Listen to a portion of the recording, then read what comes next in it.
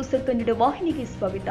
ಚಾಮರಾಜನಗರದ ಸರ್ಕಾರಿ ಪ್ರೌಢಶಾಲಾ ಆವರಣದಲ್ಲಿ ಇದ್ದ ಗಂಧದ ಮರಗಳ ಮೇಲೂ ಕಳ್ಳರು ಕಣ್ಣಿಟ್ಟು ಕದ್ದೊಯ್ದ ಘಟನೆ ಚಾಮರಾಜನಗರ ಜಿಲ್ಲೆಯ ಗುಂಡ್ಲುಪೇಟೆ ತಾಲೂಕಿನ ಭೀಮನಬೀಡು ಗ್ರಾಮದ ಸರ್ಕಾರಿ ಪ್ರೌಢಶಾಲೆಯಲ್ಲಿ ಜರುಗಿದೆ.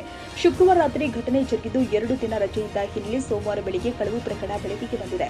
ಶಾಲೆಯ ಸಿಸಿಟಿವಿಯಲ್ಲಿ ಕಳ್ಳರ ಚಲನವಲನ ಸೆರೆಯಾಗಿದ್ದು 4 ಮಂದಿ ಕದಿಮರು ಈ ಕೃತ್ಯ ಎಸಗಿದ್ದಾರೆ.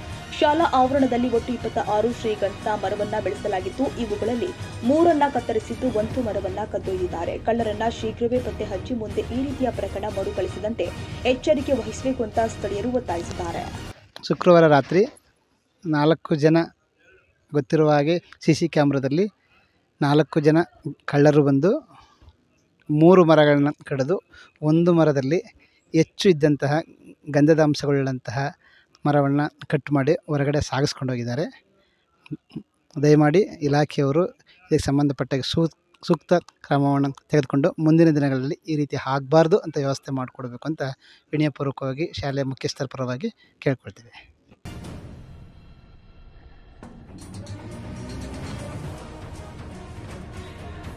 ತಾಜಾ ಸುದ್ದಿಗಾಗಿ ಎಂಟಿವಿ ನ್ಯೂಸ್ 24x7ಗೆ ಸಬ್ಸ್ಕ್ರೈಬ್ ಮಾಡಿ ಮತ್ತು ಬೆಲ್ ಐಕಾನ್ ಅನ್ನು ಒತ್ತಿ. ತಪ್ಪದೇ ಲಿಂಕ್ ಶೇರ್ ಮಾಡಿ.